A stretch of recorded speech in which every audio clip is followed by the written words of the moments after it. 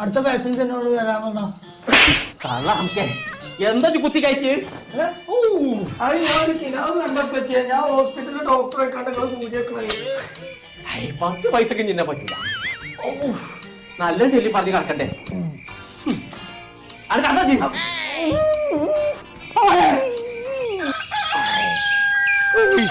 എന്താ കോയക്ക ഏറ്റവും നടക്കാൻ വരെ നടക്കണോ? അതിന്റെ കൂട്ടൊന്നും പറയണ്ട.